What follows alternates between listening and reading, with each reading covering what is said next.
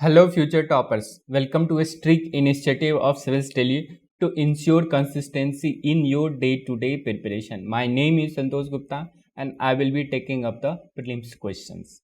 And if you have not joined a strict initiative yet, go to the comment section and join it. And we are going to learn to solve the questions daily on selected topics. You have to learn the question, solve the questions based on using the both factual, conceptual and elimination technique. So let's start. Topics of today are center-state relations, interstate relation and emergency provisions. First question on center-state relation. In the doctrine of original jurisdiction, Supreme Court decide the dispute between different units of Indian Federation. Which of the following are covered under state jurisdiction? Dispute between center and union territory, dispute between center and the state. So see here the dispute between center and state, they are the constituent unit, they are the different units of Indian Federation, but the union territory are the part of the union, that is the center. So there if there is a dispute, the president can handle by themselves, they can himself be, but within the center and state, within the state and state, it is the Supreme Court that has the original jurisdiction. So that here only 2 will be true. Next question again on the center-state relation. Consider the following statement regarding 7th schedule. We know the 7th schedule is about the division of legislative power between center and state. We have union list, concurrent list and state list, and executive powers follow the legislative powers. So when there is a conflict between concurrent list and state list, there is a former, it should prevail. That logically, because concurrent list, a parliament can legislate and state can legislate, but parliament will dominate. In case of conflict between central law and state law, subject to enumerated in concurrent list, the central law prevails over the state law. That is true. If state law has been reserved for the consideration of president and has received his assent, the state law will prevail in the state. So in many cases, and there are many laws which has given assent by the president, which dominates over the center. Suppose Makoka, Gujarat, similar act on the terrorism, they override certain position on the CRPC, but they have given the assent by the president. So that prevails over the center law. So 3 will be true here also. If a subject lies in none of the list in 7th schedule, both union and states are free to make laws over it. That is not true, because in India the residuary power lies with the union. They will be placed by the union, such as IT Act. It came because the IT, information technology, was new and it was not placed in any of the list, but it was the parliament which made the laws over it, not the state. Unlike in India, in USA the residual power lies with the state. So that creates whole lots of other sort of confusion. But in India it settles that it is the parliament that will make the law over that. So 4 will not be true. We have answer 1, 2 and 3. Next question again on the center state. Parliament can make any law for whole or any part of India for implementing international treaties.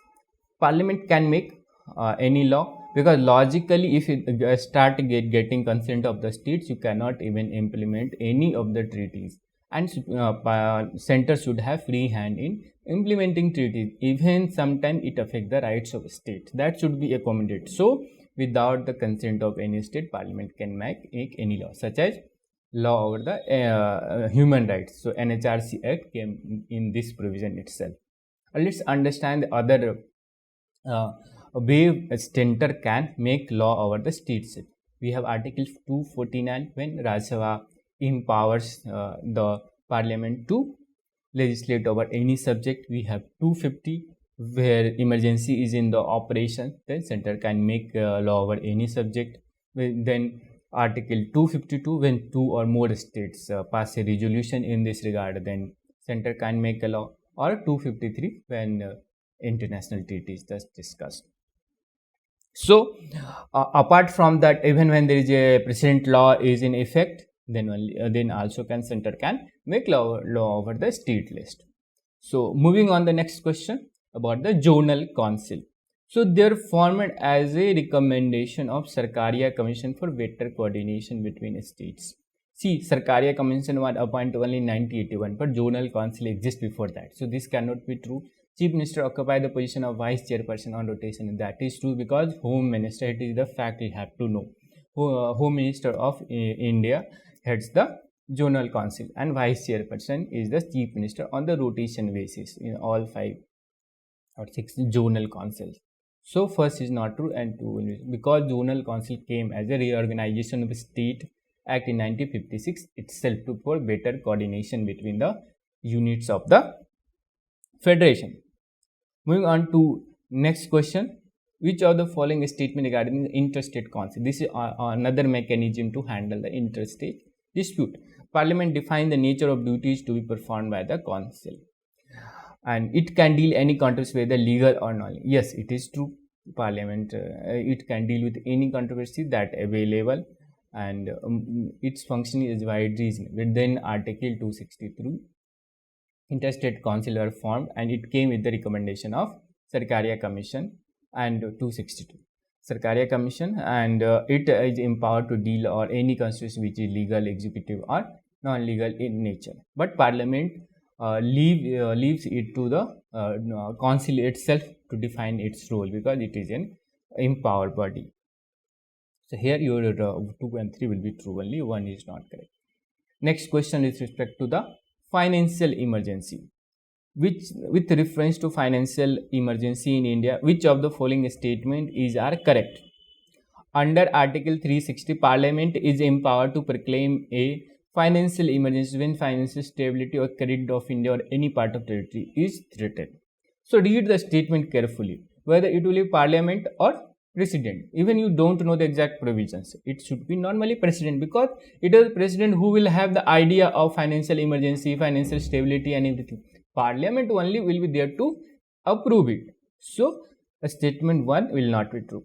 During financial emergency, the President may issue direction for the reduction of salaries and allowances or judges of Supreme Court, while Governor can do same for the judges of High Court. You know that the judges of High Court and Supreme Court both are appointed by the President itself. So President, if such steps can be taken during a financial emergency, then it will be the President, not the Governor for the High Court, because that will threaten the autonomy of the High Court. So both statement 1 and 2 will not be true here. So thank you for watching today's session. If you want to practice more questions like this, you can join our test series for 2022 and you can also join Super 25 mentorship program under me for the 2021 attempt. Thank you for the watching and stay tuned for the more such videos. Subscribe to our YouTube channel and press the bell icon on the YouTube app and never miss another update from Civilsdaily.